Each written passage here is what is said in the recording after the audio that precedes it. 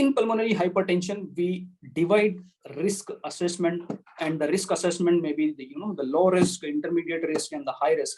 And if the patients are having clinical sign of heart failure, then we would say that this may be the absent in a low and intermediate, but in the high risk it is present. And the progression of symptoms are also, if it is a rapid, then it is a high risk. Even though in pulmonary hypertension, only the 10% of patients are comes in a high category. And even if the talk about the symptomatology like the syncope, it comes mostly in a high category. So indirectly, I mean, whenever we have the high pressure, we at least can divide this into the category, whether we found this patient in a normal, a low category, intermediate, or a high category risk, so that the aggressive, the treatment can also be planned. Treatment algorithm for the pulmonary hypertension, obviously the pharmacotherapy is very important, but along with the pharmacotherapy, there are some other measures that also take part, a very important part as far as this overall treatment is being concerned. Any PAH patient, we should not allow that patient, I mean, if the female, to pregnant. We need to tell that very clearly, that the pregnancy is not good for them, because ultimately the pressures will rise and things will further get complicated. Any patient of a PAH, we need to give vaccine as per the recommendation. Influenza vaccines every yearly, and the pneumonia vaccine, the one now and the one after 1 year, and then every 3 years. That is what the standard that we do in a COPD patients also, or any problem, the chronic lung disease. We need the psychological counseling.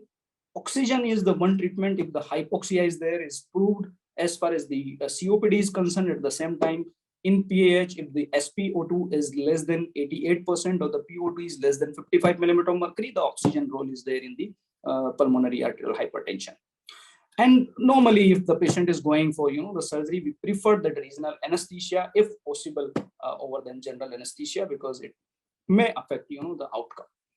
Supportive therapy is totally depends on the diuretics. If the pressures are very high, it somewhat helps, not totally like the proof, but yeah, diuretics further helps. Anticoagulation therapy is again an important therapy for the pulmonary hypertension, and we can treat if any arrhythmia is there along with this. This is a pathway. This is a pathway for pharmacological therapy of pulmonary arterial hypertension, and we need to very clearly understand that we have total 3 pathways. The first pathway is endothelin, the second is a nitric oxide, and third is the prostacyclin pathway.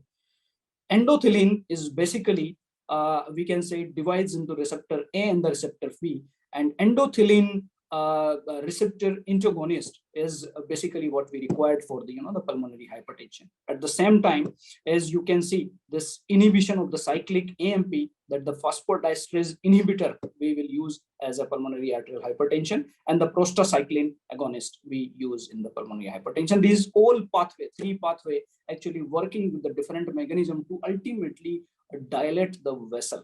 What we need is just to increase, and this is because in the hypertension, this is a constriction. We want this constriction to inhibit, and the ultimately the goal is, irrespective of the pathway, the patient is to reduce the pulmonary arterial hypertension pressures. And this is our treatment goal of any PAH patient. We need to focus that the only the class 1 and class 2 I'm talking, and this 6-minute walk distance of that patient should be more than 400 meters. We should try to normalize the RV function. We should try to normalize the biomarker.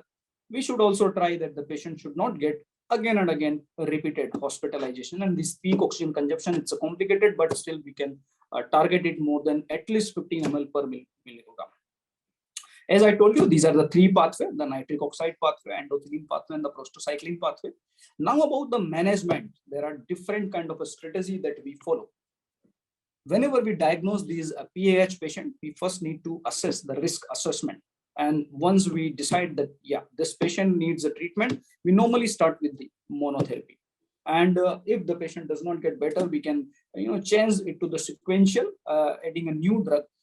Sometimes the patient are in the state like the pressures are very high and the symptoms are very troublesome, then probably we can upfront combination therapy can be given. And if the patient does not get better, we can still consider of switching a therapy. These are the therapy that as per the new guideline we give. I'll further explain about this therapy, but this is just a timeline that in 1990 it was started the treatment for the pulmonary arterial hypertension with the epoprostenol.